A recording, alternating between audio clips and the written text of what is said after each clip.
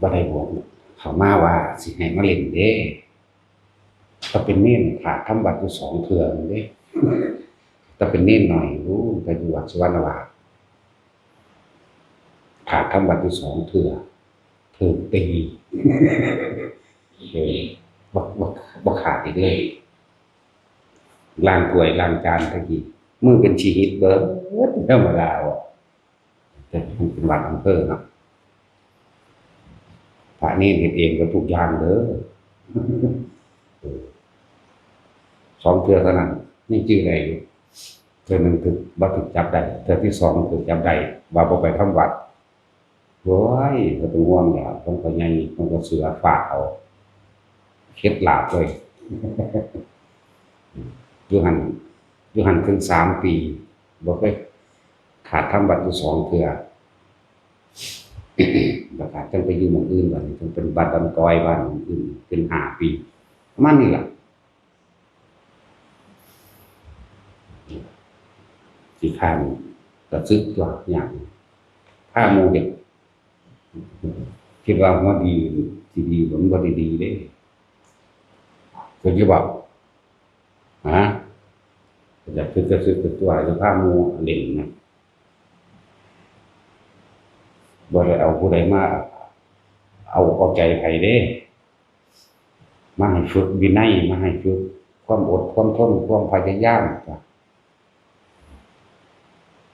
อยู่นำพ่อนำแม่พ่อแม่เอาใจมันอยู่นี่บ่ได้เอาใจบ่ได้เข้มข้นอิหยังเท่ากันนั่นดอกเนาะบ่ได้เข้มข้นเด้แต่ตี 3ต้องลุกทำบัตรเอาเองต้องเตรียมตัวมาจัดอาสนะนั่นนี่เจ้าของเอาเองเป็นบ่บุจัดอาสนะเจ้าของเองหม้องตั้งบาตรเจ้าของเองก่อนสิไปบิณฑบาตไปบิณฑบาตกลับมาแล้วก็จักล้างมือล้างเท้าหมู่พระเพิ่นตัวเน้นตะกี้มันบ่ได้เป็นบ่ได้แม่นนั่นเด้เก็บดอกไม้เก็บที่นอนปัดกวาดอุปถากพระเด้อุปถากพระ บ่ได้มันสบายแบบนี้บาตรตะกี้ก็บ่ได้มีสายพายเด้บ่มีเด้ถ้าลบบาตรบ่มีสายพายไปจังซี่เลยโอ้ยถูกทรมานกว่านี้อีกนี่มีจักแม่หยังเวลาเขาเจ้าใส่ของร้อนก็ร้อนอยู่หั่นแหล้วธรรมดาอุตส่าห์เฮ็ดให้นำดีไปอยู่หม้องมันลำบากบ่ไป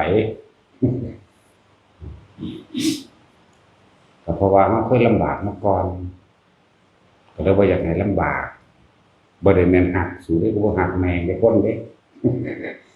เจ้าของบ่ฮักเจ้าของเองนั่นแหละ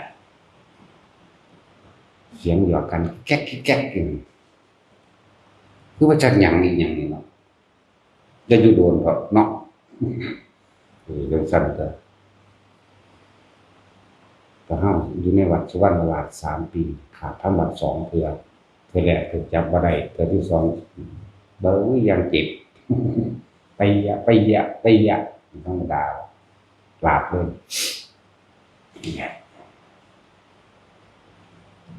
แล้วก็บ่ได้สบายแบบนี้บ่ได้เป็นแบบนี้ดอกในอยู่นั่งกินก็บ่ได้เหลือเฟือแบบนี้เด้อสั้นชื่อไว้ตอนนั้นก็ออกไปด้วยความเต็มใจด้วย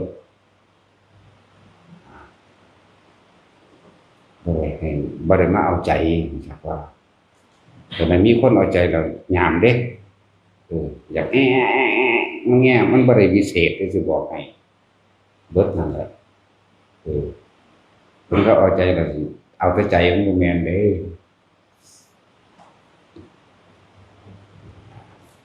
อีกก็บายสุขละนี่บวชนี่เฮามารักษาพระวินัย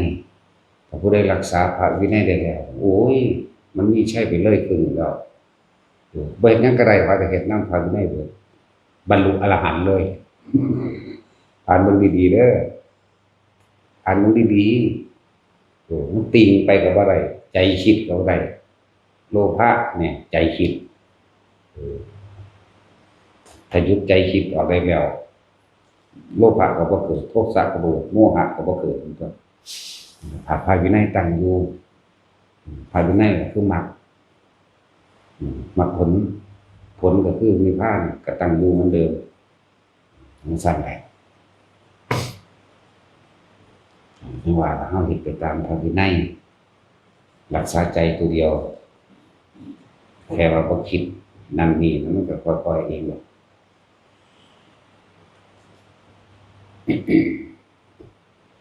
ทุกๆองค์เป็นอย่างเคลื่อนให้อ่านอริยวินัยอริยะเนี่ยแปลว่าผู้ไม่เบียดเบียนนี่อริเนี่ยแปลว่าอย่างอริเนี่ยแปลว่าศัตรูศัตรูผู้อาฆาตยะมั่งคำว่ายะเนี่ยแปลว่าย่านรู้เท่าทันศัตรูผู้อาฆาตก็คือรู้เท่าทันใจของเองนั่นแหละนี่ต้องหายะคือมาจากคำว่าย่านนั่นแหละอริยะผู้ไม่เบียดเบียนผู้ไม่ประทุษร้ายอริยะมันวินัยคือขอวัดปฏิบัติของอริยะของผู้บ่เบียดเบียนเด้สั่นแค่ว่าหาเครื่องอยู่แห่งตนมันทั้งพ้นไปดอกบ่ต้องเอาหยังเข้าอีกบ่ต้องเอาหยังออกบ่ต้องเอาเข้าบ่ต้องเอาออกอยู่กับเฉพาะพระวินัยหาเครื่องอยู่นั่นบางคนก็อยู่กับลมบางคนก็อยู่กับจุดอุณาโลมหรือความรู้สึกในกายเห็นอยู่แค่นี้ใจบ่คิดบ่นึกแล้วมันจะไปใส่วะคำว่าอนิจจังทุกขังอนัตตาผู้ใดก็เข้าใจเบิดแล้วล่ะเดี๋ยวนี้เหลือแต่ว่าเฮาสิอยู่แบบใดสิอยู่แบบประคองชีวิตไว้แค่ซ้ำตายนะราคาตัวตายมันก็ห่างแล้วเนาะตะกี้เพิ่นบ่ได้ห่างไงพระโคติกะว่าเป็นต้นบัญญัติเป็นอธิกรรมิกะบุคคลเรียกว่าบุคคลต้นบัญญัติกับหมู่เราบริษัทบริวารตนเองขาดตัวตายเป็น500พุ่นตัวจ้างผู้อื่นนำละว่าขาดตัวตายไปเลยจ้างพราหมณ์ผู้หนึ่งแถมซ้ำถึงบ้านเขาสิงพราหมณ์มันก็ดีบอกว่าท่านได้บุญแล้วแถมซ้ำได้อยู่ได้กินสุขสบายได้ทั้งผ้าได้ทั้งบาตรแล้วก็ได้ทั้งของชำร่วยต่างๆเฮ็ดรถเพิ่นก็เข้าใจว่าน่ะเฮ็ดล่ะที่ผู้บางหมู่เราจะจ้างเขาขาดนั่นแหละแต่ว่าเพิ่นเข้าใจในอนิจจังอนัตตาเป็นแล้วแหละทรงชาติเขาชาตินึงก็ว่าไป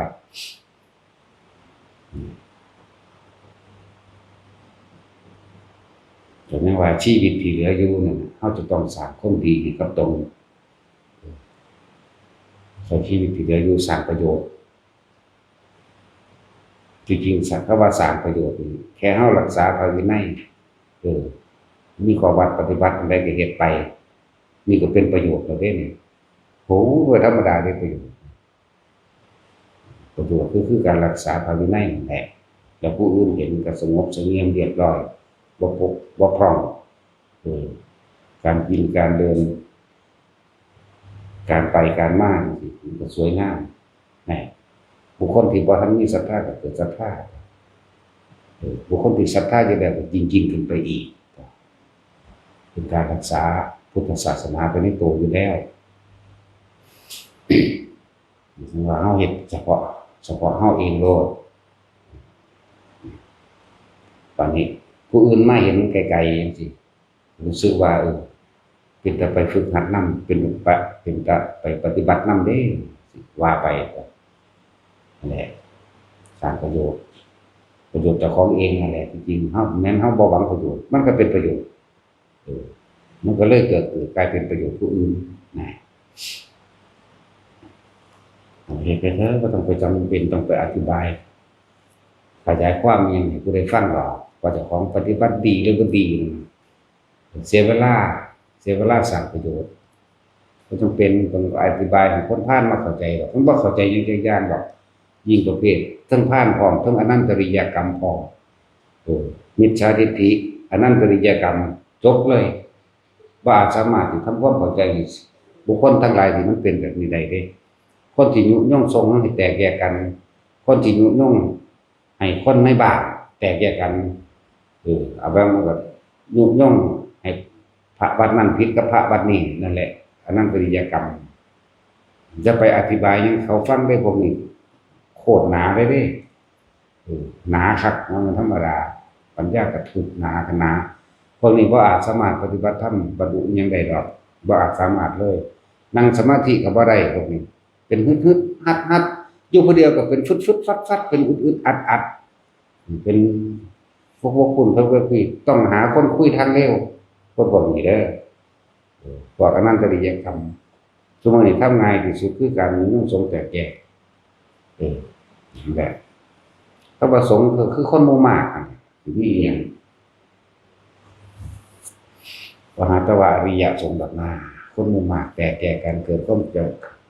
เข้าใจผิดซึ่งกันและกันเกิดรังเกียจเกิดเกลียดชังกันนั่นแหละเรียกว่าสังฆเพศมีเด็ดขาดคนห่างมากคนนิพพานในศาสตร์นี้สิ่งที่ห่างนิพพานนั้นทำพยายามข่าวพระพุทธเจ้าข่าวพระอรหันต์ข่าวพ่อข่าวแม่แต่ก็มีน้องทรงแตกแยกหายางมันบ่หักเหมือนว่าพวกเฮาเฝ้าระวังว่าไผสิเฮ็ดจังได๋ก็แล้วแต่เพิ่นโลดเฮาก็เฮ็ดเอาแต่เฮาแล้วเฮาก็บ่จำเป็นต้องไปอธิบายว่าเฮาเฮ็ดจังซั่นเฮาเป็นจังซี่เสียเวลาสร้างประโยชน์อีหลีเด้ต้องไป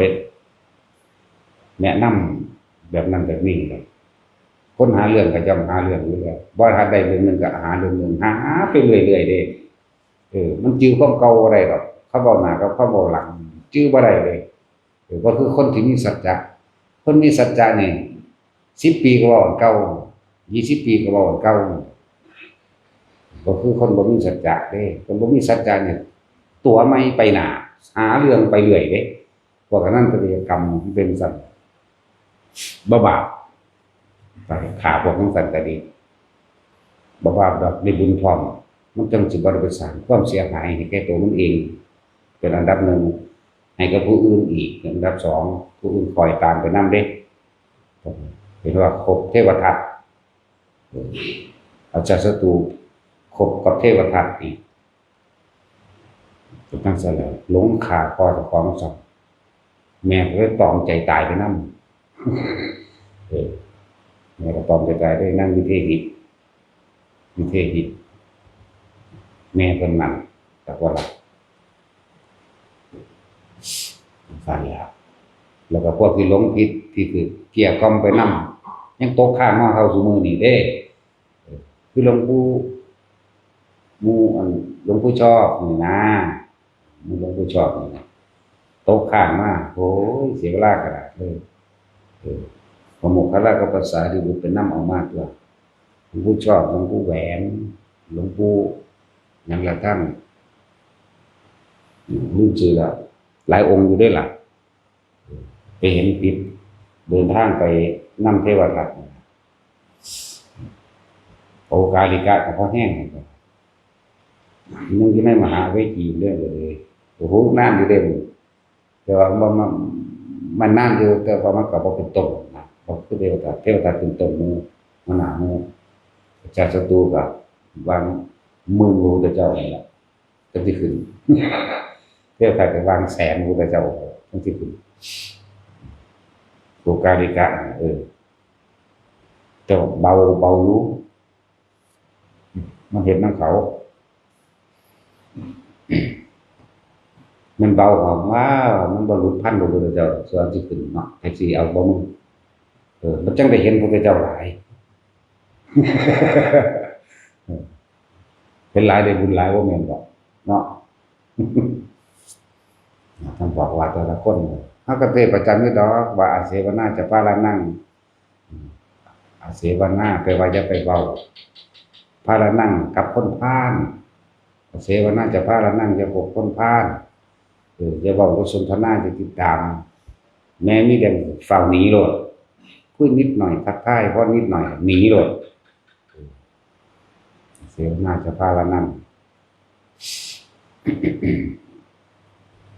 เขามีจุดหมายเดียวเด้อ นิพพานเท่านั้นอย่างอื่นบ่มีคือบ่กลับมาเกิดอีกอย่างเดียวเขามีจุดหมายเดียววิธีปฏิบัติเฮาก็เฮ็ดอยู่วิธีเดียวนี่แหละรักษาลมแน่รักษาความรู้สึกในกายแน่นี่นี่สิไปหั่นแหละจนเท่าตายบ่สิตายมันแรงของลมคือเก่าคนใจสิขาดมั้ยคนเกิดก็เกิดน้ำลมใหญ่มาน้ำลมนี่แหละเนาะปัจจุบันก็เบิดลมได้ล่ะนี่ไปใส่เลยอะเอานะแต่คนฝึกตนดีแล้วนะมันบ่มีปัญหาดอก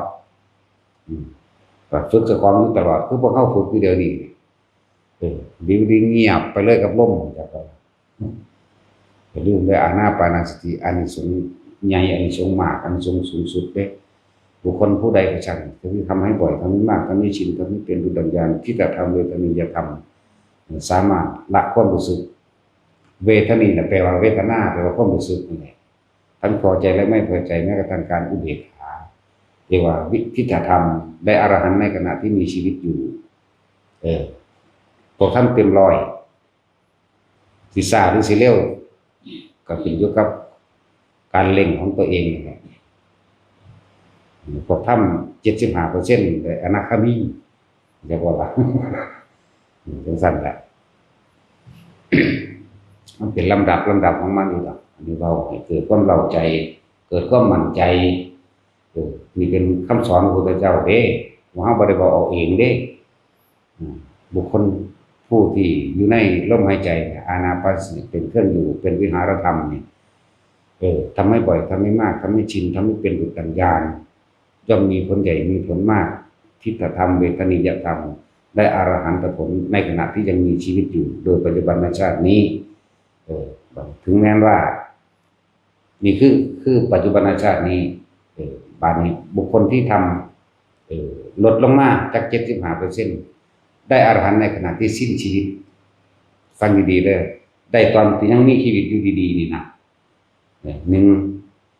ได้อรหันต์ในขณะที่สิ้นชีวิตพอดีสองอันที่สามหากยังไม่ได้อรหันตผลในขณะที่สิ้นชีวิตเขาเพิ่งเข้าสู่อนาคามีบาลับตั้งตัวอันที่สามเพิ่นอาจจะเบาๆลงมาอันบอกเรื่องน้อยๆก็พวกเขาทรงชาติจะเลิศชาติอยู่นี่เข้าสู่พรหมโลกเด้พรหมโลกมันอายุยืนเฮาก็ฟังธรรมะเฮาก็ฟังอยู่แล้วเห็นมั้ยฟังอยู่แล้วแต่ว่าเข้าใจอยู่กูเฮ็ดบ่ได้เข้าใจว่าล่ะเข้าใจอยู่กูวางเฮ็ดบ่ทันได้บัดนี้ก็เลยมีการทรงชาติจะเดินชาติทำได้มั่งทำไม่ได้มั่งแต่ว่าขณะนั้นยังมีผลมากอยู่เด้นั่นน่ะที่สุดท้ายมันยังมีดอกเครื่องสะกิดใจธรรมะเกิดเองหรือเรียกว่าธรรมมันผุดขึ้นมาหรอกท่านผุดขึ้นมาบอกให้คิดถึงองค์ชาติขณะจิตสุดท้ายแน่มันก็เปิดเป็นพรหมโลกหรืออาจจะได้สกิทาคามีหรืออนาคามีบ่แม่นหรือโสดาเด้ยังสั่นเลยนั่นแหละเฮายังมีสิทธิ์ที่ได้ฟังธรรมขั้นต่อไปคือว่าบางพวกกับท่านพระพุทธเจ้าองค์ใดองค์หนึ่งขึ้นมาตรัสรู้เทศเดียวบรรลุแล้วบัดนี้ผู้ใดโสดาหรือสกิทาคามีอาจจะบรรลุอรหันต์ไปเลยก็มีหรือผู้บ่ทันได้รัตนตรัยจังซี่ตกข้ามเทวดาหรือละเทวดานี่ได้รัตนตรัยบรรลุก็มีเด้แต่ขยับขั้นขึ้นไปก็มีเด้จากสมมุติว่าได้อยู่จาตุมก็ขึ้นไปดาวดึงส์ก็ขึ้นไปเลยมันก็มีเด้แต่ว่าเพิ่นบ่ค่อยเว้ามันมีน้อยอย่างว่าล่ะเพิ่นเว้าอยู่เด้แต่ว่ามันมีน้อยเว้าอยู่เทศน์อยู่เพิ่นบ่เทศน์หลายเพราะว่าประเภทนั้นมันน้อยผมว่าทุกคนมั่นใจโลดมั่นใจในตัวลมหายใจของเองบ่มีผู้ใดอยากให้ใครบังคับตัวเองต้องบังคับตัวเองครับนี่คืออานิสงส์แห่งลมหายใจเข้าออกบัดนี้คนที่ปฏิบัติจริงๆนี่ถ้ามันจับลมหายใจเข้าออกได้แล้วเป็นแล้วอาการปิติก็เกิดนะว่าล่ะเนี่ยบอกเป็นอาการเป็นความรู้สึกเป็นลำดับของมันอยู่นี่บัดนี้เฮาใส่วิธีเทคนิคพิเศษนักเล่นสมาธิจริงๆมันต้องพลิกแพลงแปลงเป็นแม่ว่าล่ะต้องพลิกแพลงแปลงเป็นเด้ เพิ่นว่าข่มปิติเอาไว้ได้เข้าสู่การบรรลุธรรมก็มีคือบ่จับปิติเอาโลดเห็นบ่ล่ะฝึกอยู่แล้วอย่าให้มันเข้าลึกบ่ให้เข้าฌานหรือบ่ให้ปิติกล้าจนเกินไปบางทีเฮาปิติกล้เด้อบางทีขนลุกเบิดตนเบิดโตเลยเด้ปล่อยทั้งขนลุกเบิดตนเบิดโตทั้งไห้ทั้งนี้น้ำตาไหลออกอันนั้นว่ามันกล้าเกินไปแต่ว่านี่บ่ได้คมไปในระหว่างปานกลางการคมในระหว่างปานกลางเวลาปิติมันเกิดมันเกิดขึ้นเลยได้บ่ได้จับลมก็ได้แต่ว่าวิธีที่จะทำให้เป็นปานกลางได้กลับมาลมปั๊บมันสิผ่อนลงมามันสิเกิดปัญญาในฌานจักว่าในฌานในสมาธิตรงนั้นเข้าใจบ่นั่นแหละเขาว่าปัญญากับมันพิจารณาดูแจ้งจริงๆตามความเป็นจริงของมันในระหว่างทำกลางนั่นแหละคือนั่งอันอีหยังล่ะลี่นี่แหละแม่พระโสนกุติกนกะนะลืมเสือนางลี่นี่นะ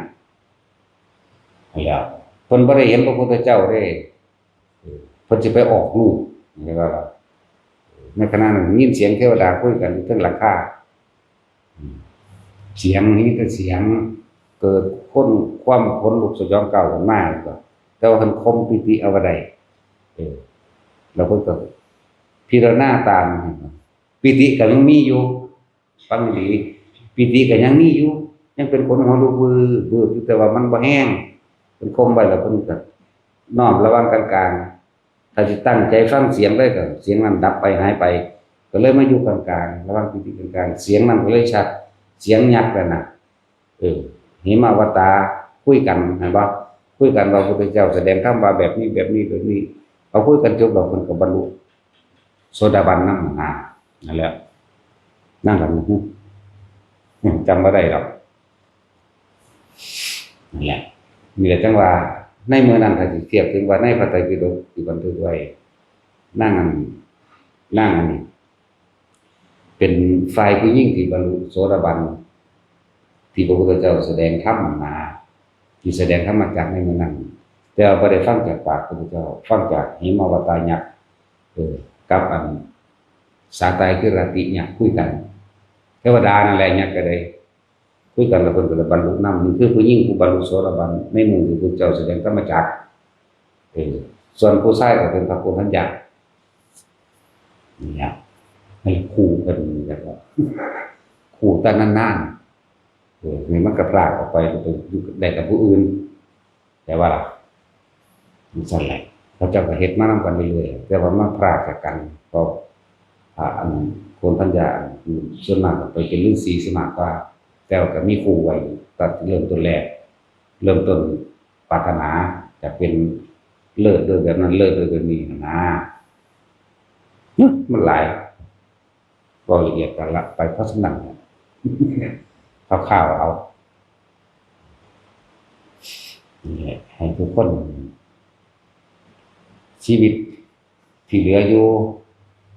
เป็นการยกสู้บารมีให้กล้าขึ้นให้แข็งแกร่งขึ้นก็เลยว่าให้ทุกคนทรงพรหมวิหาร4คำว่าทรงบ่ทุกคนต้องเข้าใจว่าคำว่าเมตตากรุณามุทิตาอุเบกขานี่เป็นทางการกระทำเด้เรียกว่าล่ะเมตตานี่มันเกิดสำนึกในใจอยู่แล้วเรียกว่าถ้าเฮารักตัวเองแล้วเสมอด้วยตนเฮาก็ต้องรักตนเสมอด้วยผู้อื่นเด้บ่หวังทำลายเบียดเบียนไผตัวที่มันเป็นการแสดงออกทางกายและวาจาได้ก็คือตัวกรุณาคือตัวช่วยเหลือเข้าใจบ่ช่วยเหลือแบ่งปันให้ทานกันแม่นคือจังเฮาเฮ็ดโรงทานไปเรื่อยๆของเฮาเองผู้ใดมีความเดือดร้อนเฮาพอซอยได้สำใดเฮาก็ซอยไปจังซี่นะแต่ก็เฮาก็บ่หวังสิ่งใดตอบแทนผู้ใดทำความดีมาแบบใดก็ตามเฮาบ่เคยอิจฉาริษยามุทิตามีแต่ยินดีร่วมในการกระทำของเขาตลอดแล้วมีแรงกระทบกลับมาเฮาก็วางจิตเป็นอุเบกขาเนี่ยตัวนี้ปลูกต้นไม้ก็เป็นเมตตาอยู่แล้วบ่ว่าทั้งมนุษย์และอมนุษย์ก็ได้กินได้อยู่ได้พักได้เศร้าแม่นบ่ขุดบ่อน้ำบ่ลงบาดาลนี่ก็แม่นทั้งเบิดนี่หรือสร้างต้นนอนทางมันก็เป็นกรุณามุทิตาอุเบกขาอยู่แล้ว เวลาเราปลูกต้นไม้ผลไม้กินได้มดแดงก็กินได้แมงบ่งก็กินได้เพี้ยก็กินได้ทุกอย่างคือเฮาบ่ได้ใส่ยาฆ่าแมลงเฮาบ่ได้ขับไล่แม่ก็ที่อีกอันนึงเด้อภูมิเทวดาลูกเทวดาหรือบางบทยังก็แล้วแต่สิว่าไปดอกจ้ะมองได้มีการทำวัดสวดมนต์ภาวนาเขาสิลังมาเด้แสงสว่างในจิตใจของภิกษุสงฆ์สามเณรองค์นั้นๆดึงดูดญาติมาก่อนดึงดูดพวกญาติเจ้าของมาก่อนมารับส่วนผลบุญกุศลกรรมดีต่างๆที่เฮ็ดนั่นแหละดึงดูดเข้ามาเขาได้ส่วนบุญดึงแต่อันอื่นๆบัดนี้เขาก็ชักจูงหมู่พวกเขามานำบ่ล่ะก็ชักจูงมันก็หลายๆนั่นแหละมันก็มีสิ่งจังซี่แหละที่เป็นหยังมันบ่ได้เบิ่งยากดอกอันว่าบัดใดเจริญหรือว่าเจริญนั่นมันขึ้นอยู่กับผู้นำเด้สิเอิ้นว่าบารมีหยังโอ้บารมีเพิ่นเนาะเพิ่นก็ฝึกมารอดตายคือกันน่ะนะรอดตายเด้มันจึงได้ทำมาถ้าบ่รอดก็คือตายมันรอดตายได้มันจังมาจังซี่จากแสงสว่างของคนผู้เดียวดึงดูดผู้อื่นมาได้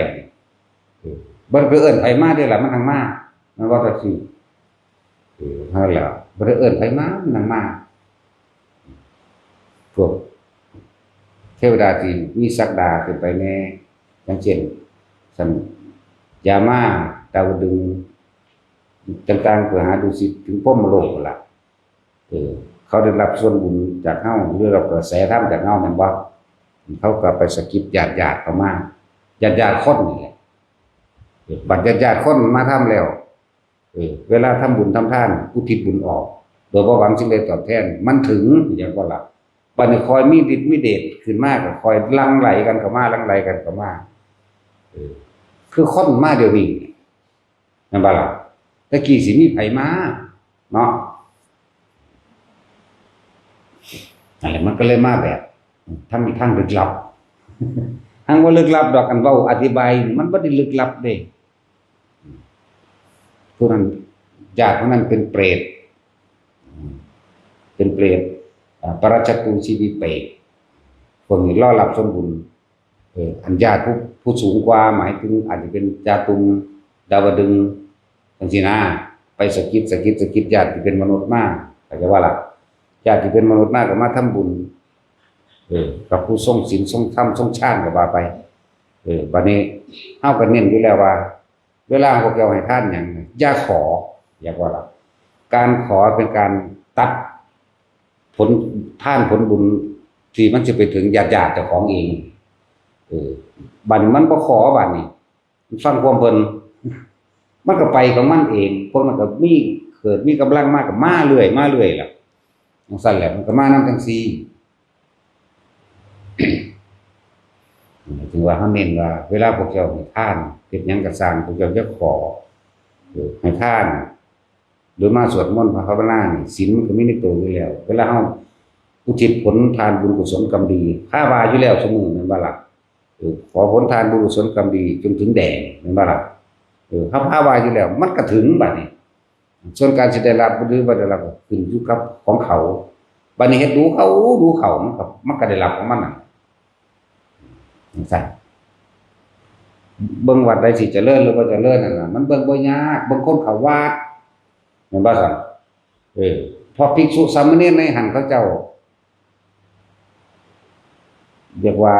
ทำตามพระวินัยก็ว่าเรียกว่าปฏิบัติแล้วบุญมันเกิดก็ว่าหรือหลายๆอย่างนั่นแหละบางองค์ก็เป็นโสดาสกิทาคาก็มีเห็นบ่ล่ะ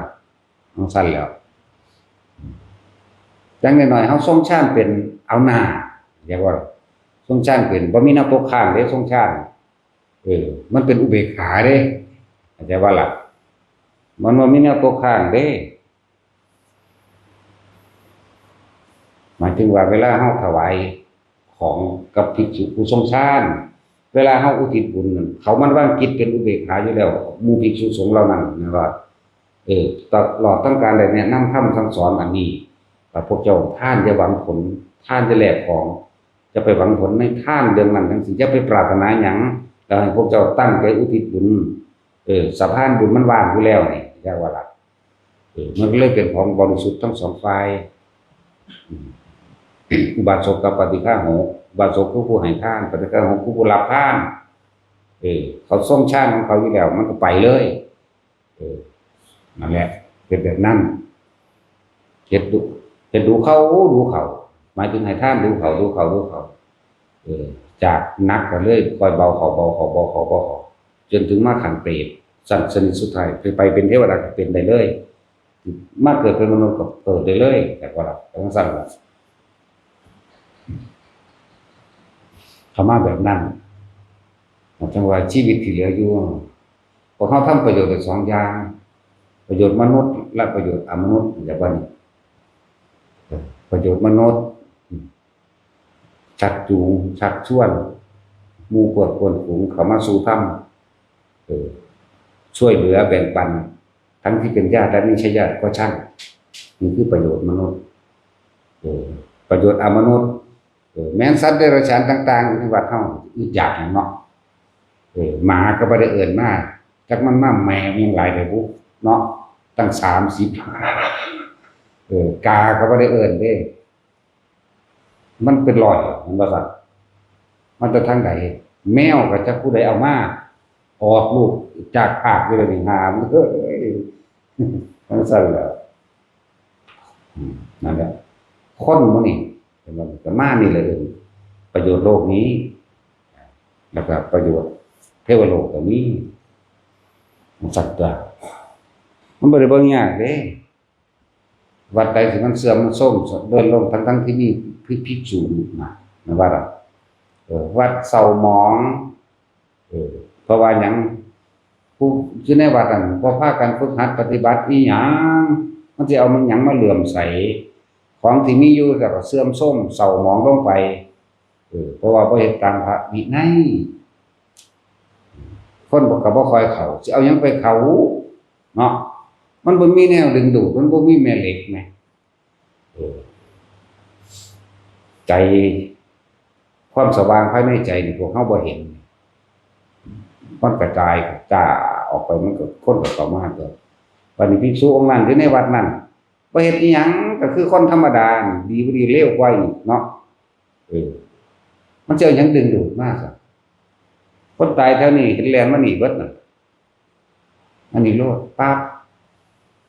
ก็อย่างเสียงสวดมนต์เฮาก็มีอยู่ซุมื้อแล้วก็ภิกษุทั้งหลายสิอยู่ในนี้หรือคนก็ตามทรงฌานอยู่ตลอดเอามันเป็นแสงสว่างออกเด้ถึงว่าผู้ทรงฌานใหญ่ๆแน่หรือว่าแจ่มแจ้งแน่แล้วก็เปรียบเทียบกับเพื่อนดวงจันทร์จังซี่แหมบางนั้นก็มีอยู่กระพริบนิดๆหน่อยๆก็สั่งเหมือนดวงดาวจังว่าล่ะซั่นล่ะเขาเห็นหม้องใดมันสว่างเขาก็มามองหันตัวเนาะห้วยหม้องใดมีอยู่มีกินก็ไปหม้องหันตัวเนาะแต่สิมันสิไปอยู่หม้องอดอยากบ่มีก็บ่มีเอาหยังให้กันตัวนี้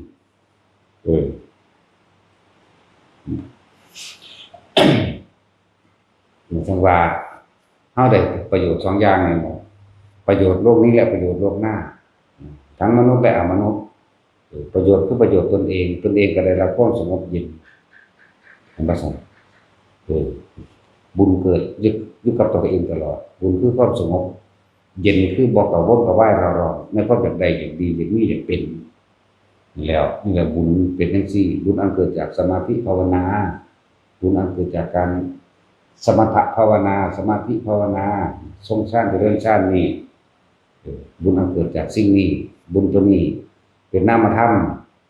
บุญตัวนี้ตาเฮาบ่เห็นได้แต่ว่าตาในมันเห็นอยู่แต่มันก็แพร่กระจายออกไปเอง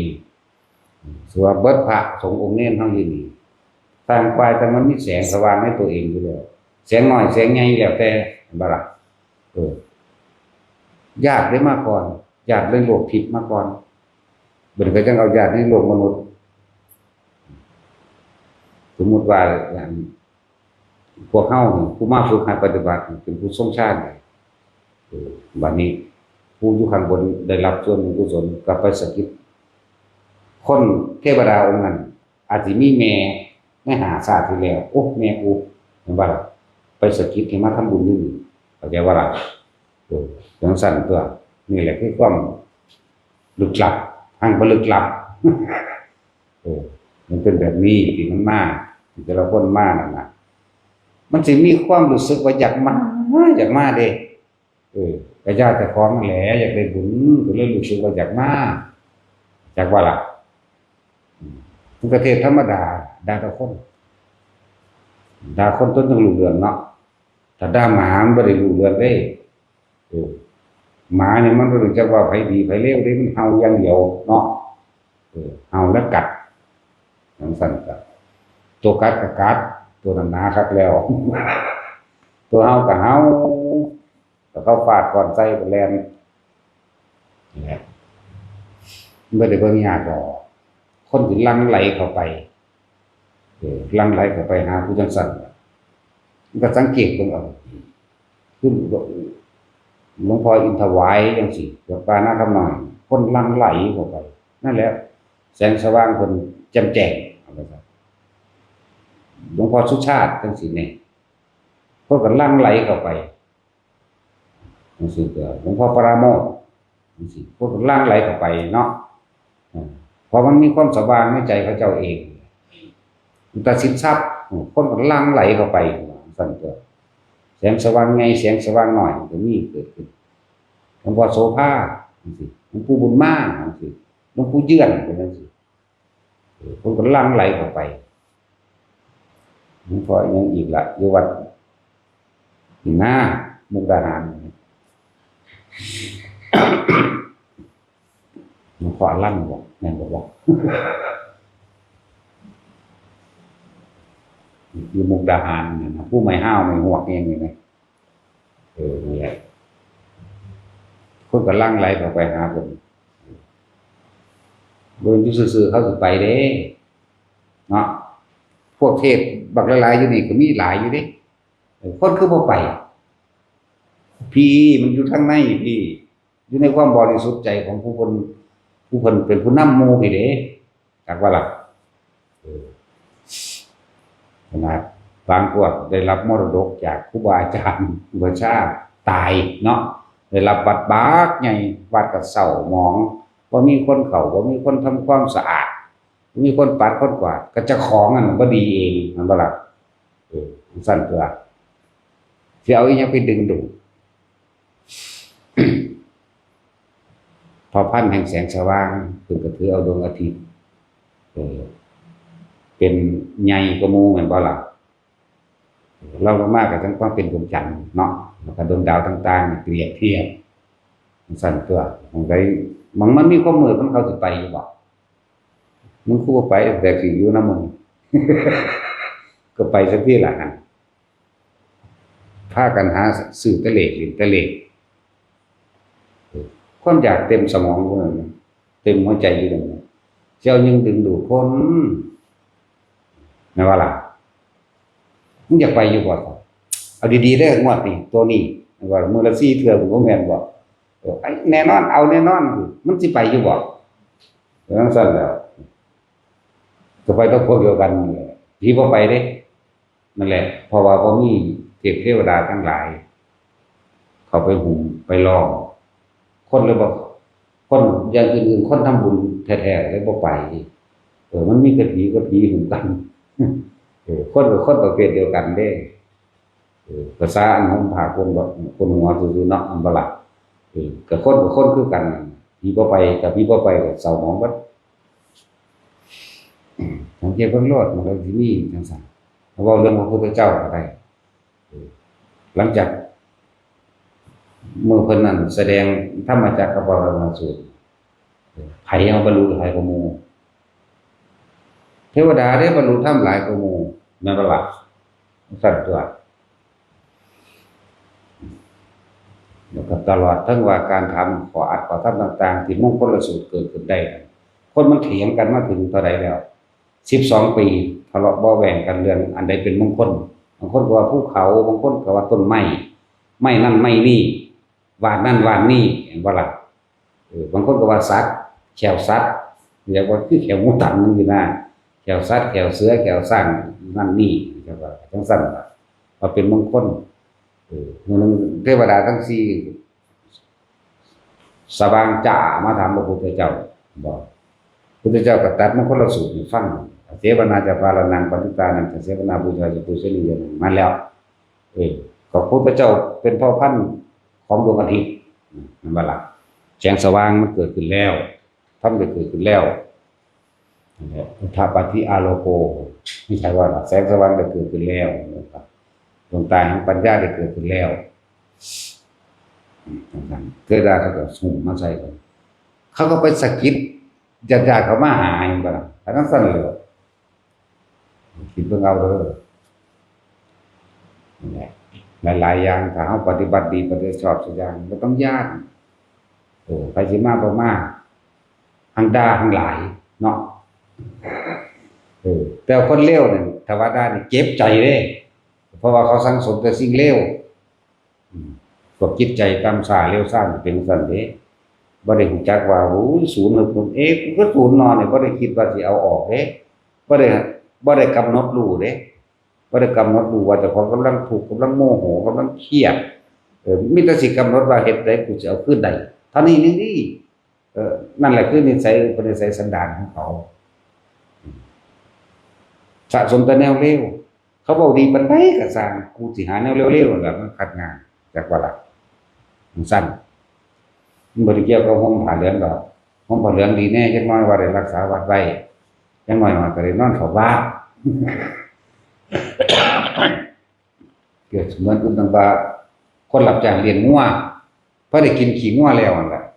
หลังจากกินขี้งัวโดนโลกมนุษย์แล้วก็ลงไปกินทานไฟในโลกกันตานรกอันเรื่องจริงเด้นี่บ่แม่นเรื่องปลอมเด้นี่แต่เขาก็มีอานิสงส์อยู่อานิสงส์เขาได้สร้างสมอุปนิสัยในทางบวชฮอดเวลานั้นเวลานี้มันเป็นอย่างบวชโลกแต่ว่าทางปัญญาเนี่ยจักมันสิจังไดกันแหละของใครของมันนั่นแหละ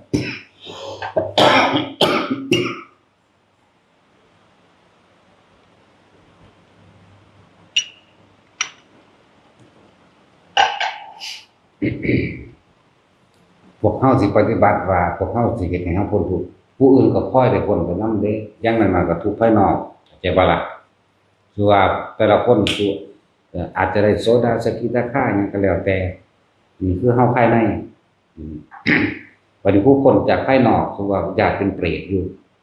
ก็ได้รับส่วนบุญส่วนกุศลที่เฮาอุทิศออกไปเขาก็ได้พ้นจากความอดอยากอดทุกข์ยากลำบากจากนรกจากเปรตจากหลายๆอย่างนั่นแหละบ่ได้ว่าแต่แค่นั้นเฮาพ่อเล่นวิทยุอาศัยแล้วญาติต่างๆก็พอได้อาศัยกินข้าวกินน้ำนำด้วยอันนี้เว้าเรื่องคนแม่นบ่ล่ะ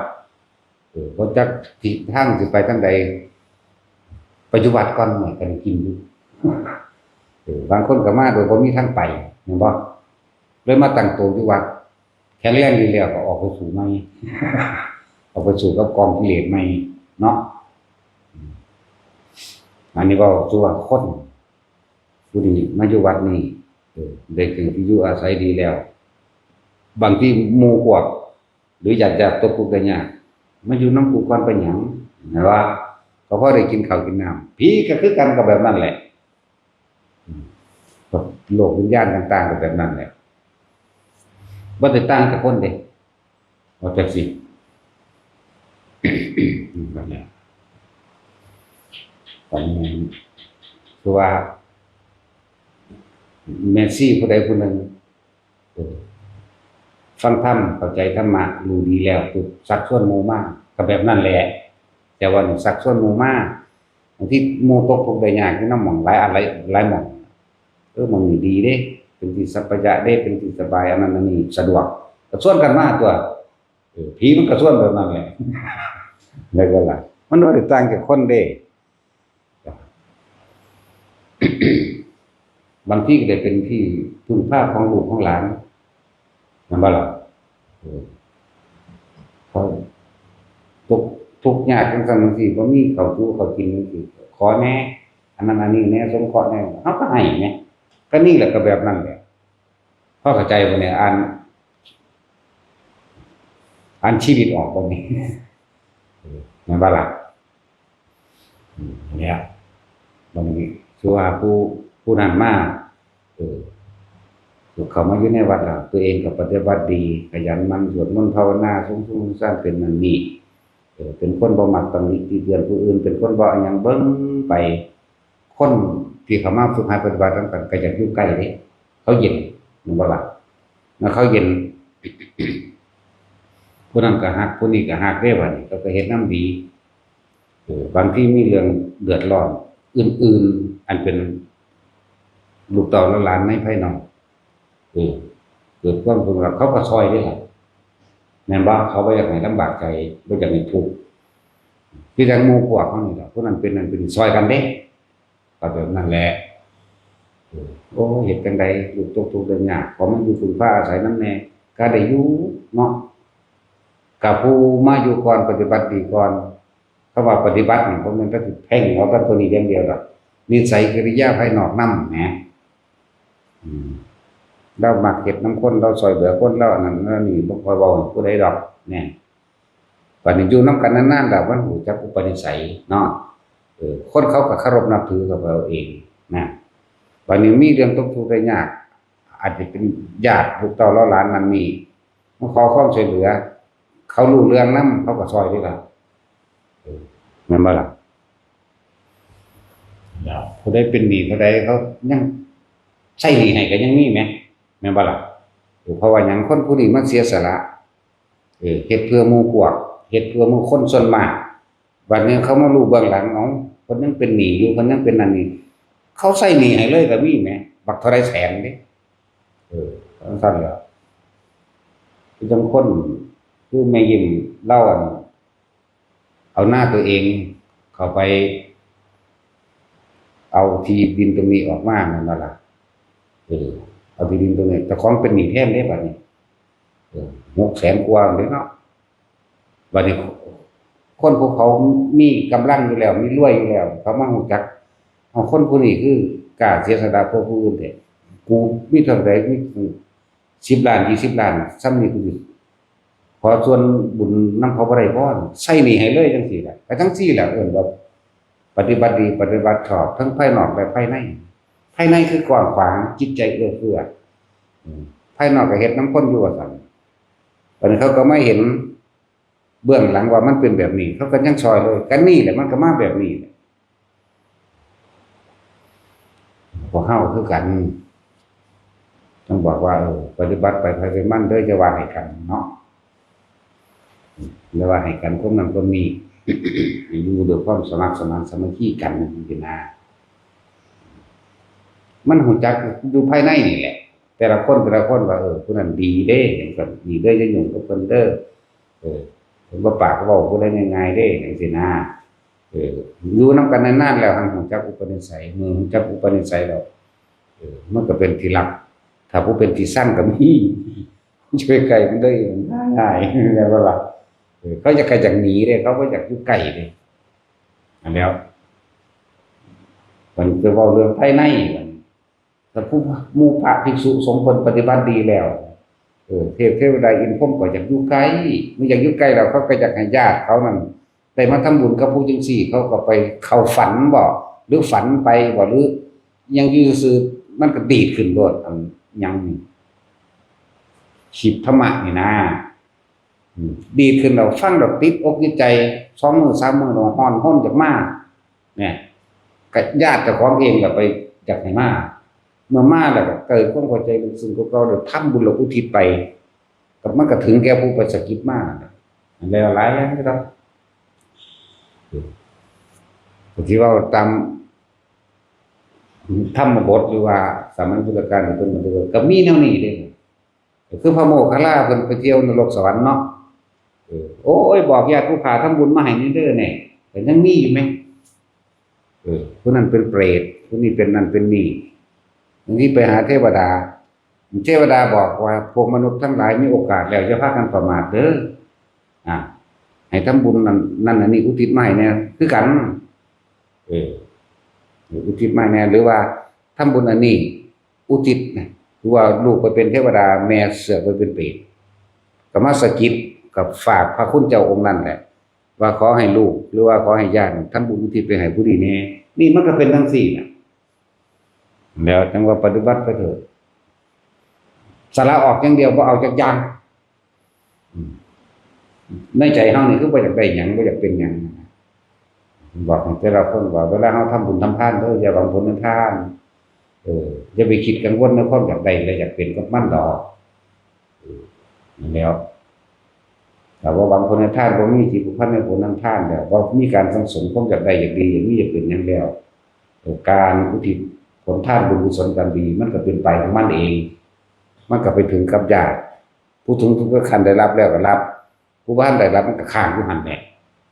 ดูเขามันก็มีกำลังของมันเองสั้นแล้วหลายได้ล่ะแต่สิเฮาสิเว้าเรื่องของเฮาเองก็เยอะแยะผู้นั้นเป็นพ่อผู้นี้เป็นแม่ผู้นี้เป็นพี่น้องผู้นี้เป็นจังซั่นจังซี่เอาไปดูเขามันก็บ่นตัว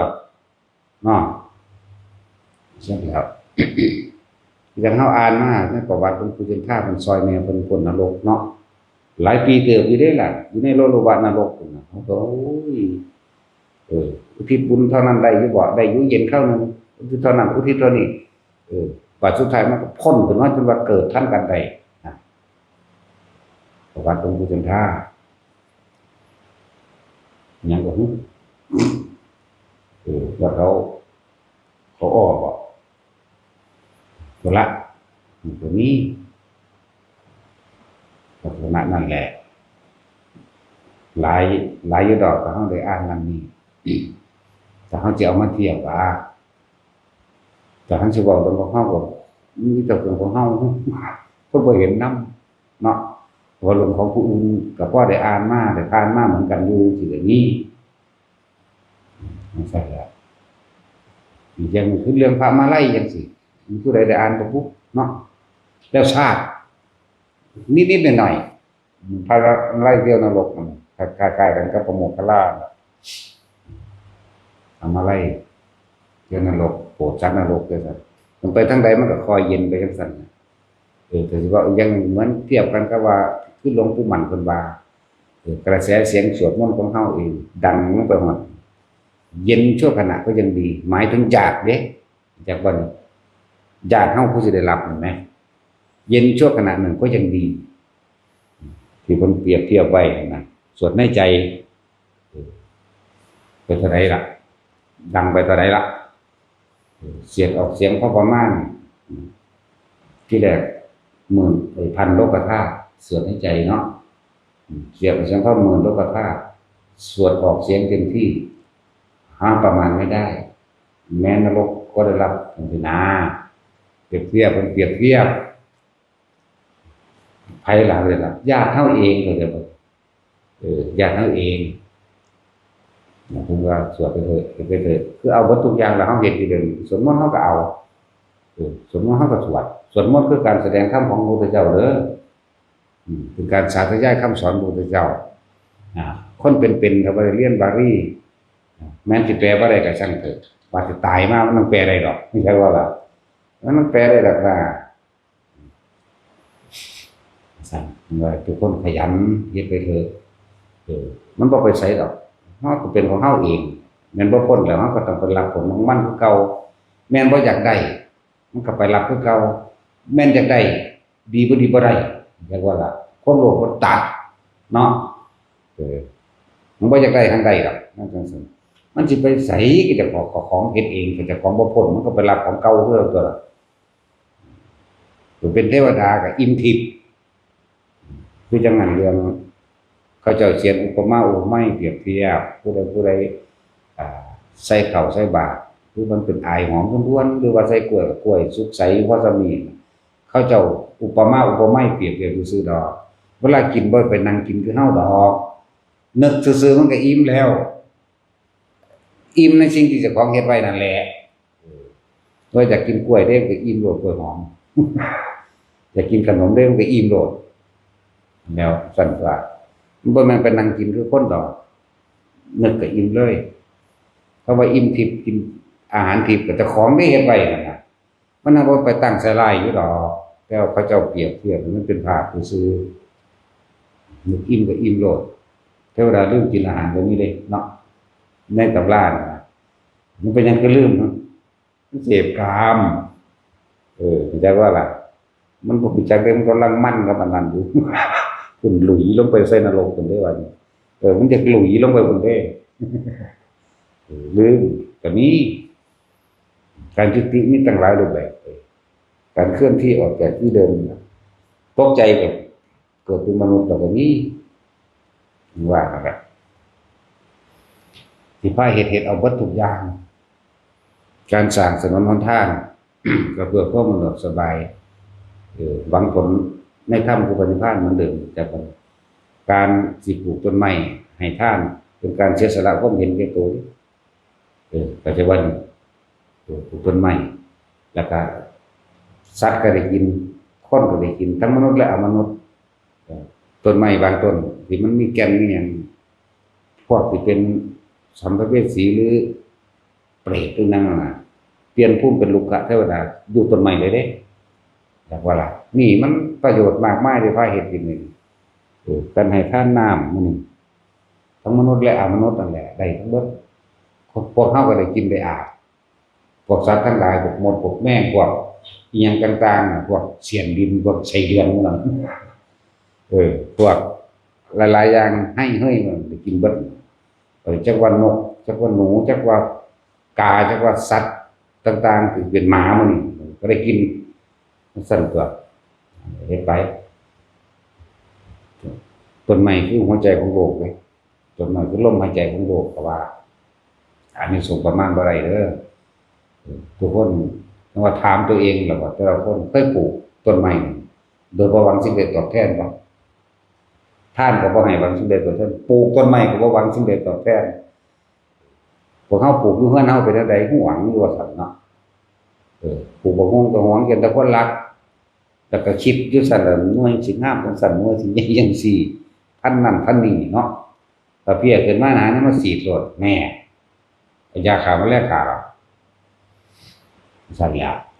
แต่ว่าปลูกม่วงดีบ่ดีทั้งคนบ่ปลูกดอกพอดีพ่อแม่ปันมูลให้มันมีต้นม่วงโหฮอดพี่น้องเจ้าของเอาไปขายเนาะนั่นแหละบ่รู้ชีวิตมัน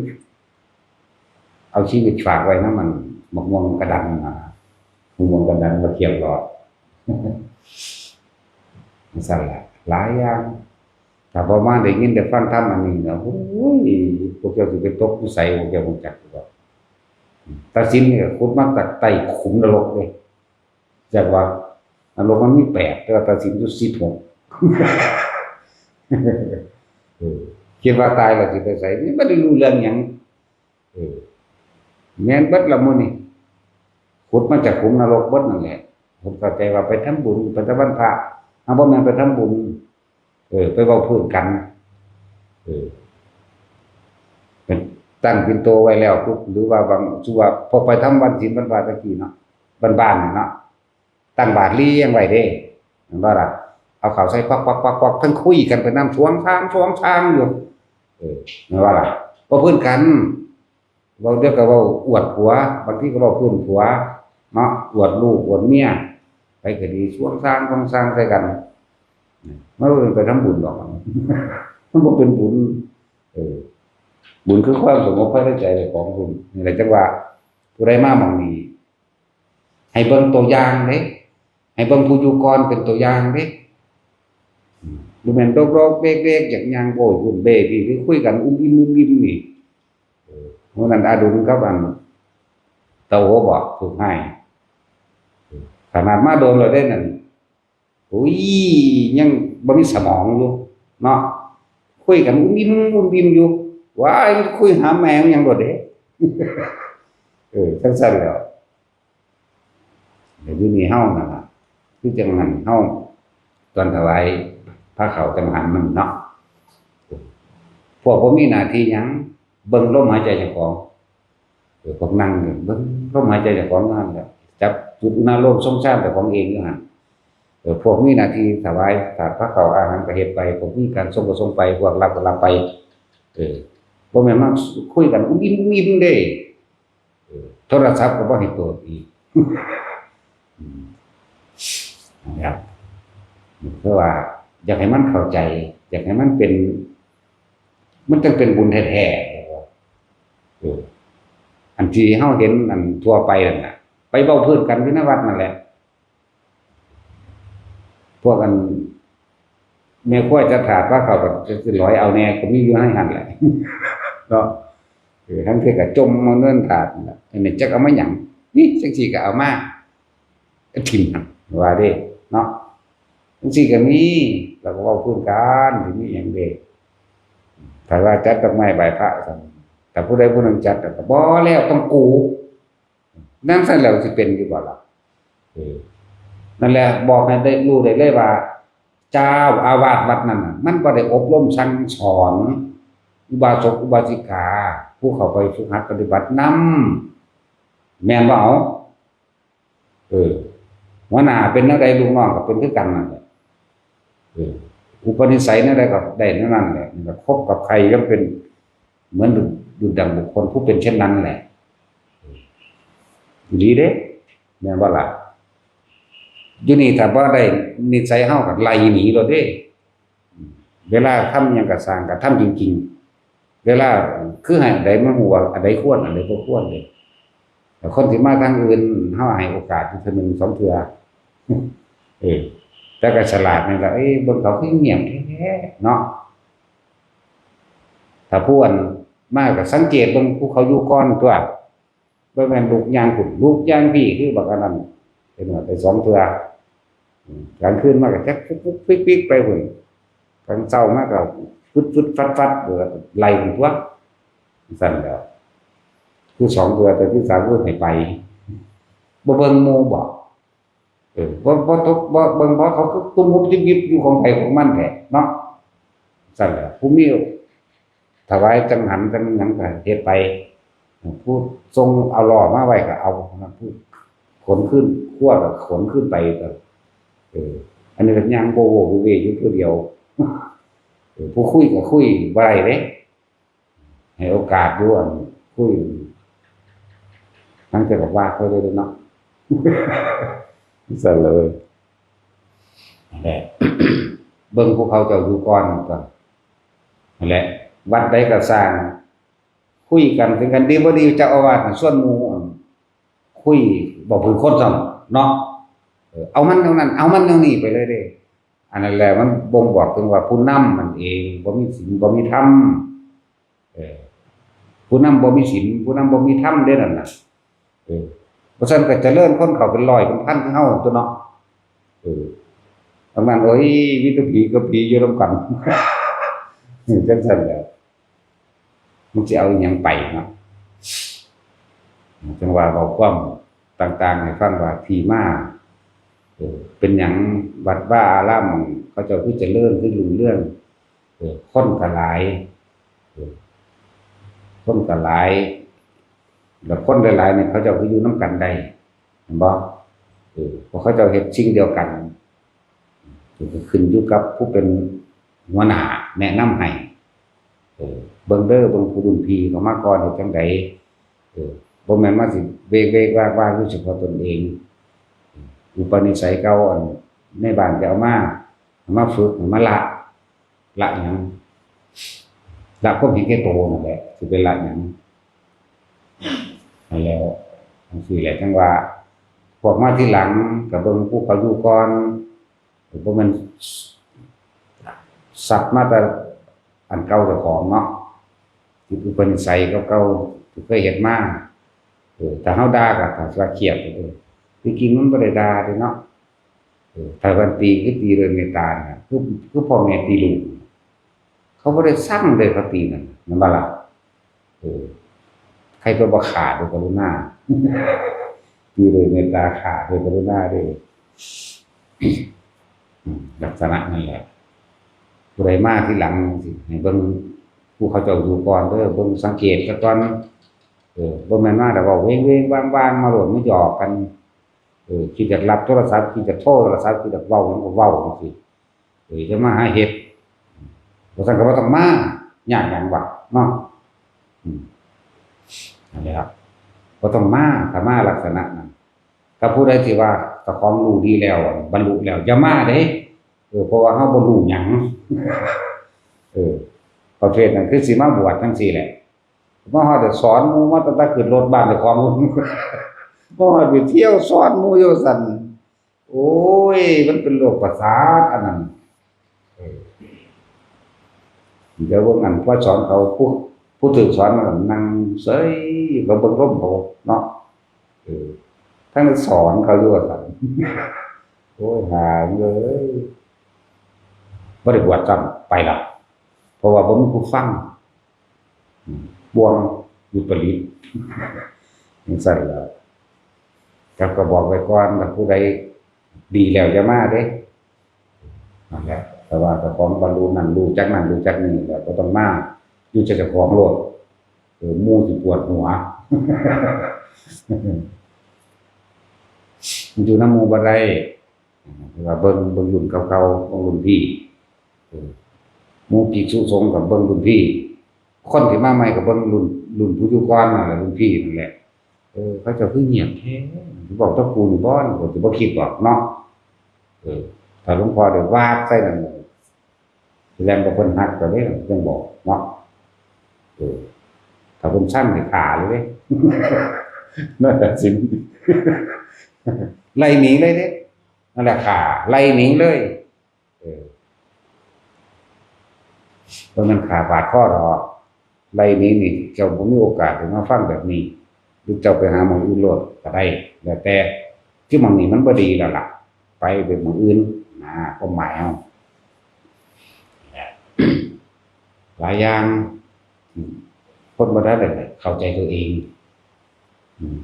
คือพวกรู้หลายๆเนี่ยรู้แต่ผู้อื่นเนาะอังบ่รู้เจ้าของเด้เอาแต่ความรู้จำนั่นแหละมาบอกฟังแต่มันอยากทำมากก็คือกันผู้ใดบอกเก่งเขาปล่อยให้เว้าเด้อ๋ออย่างนั้นนี่อันแหละดีเลยเด้นั่นแหละสมทาน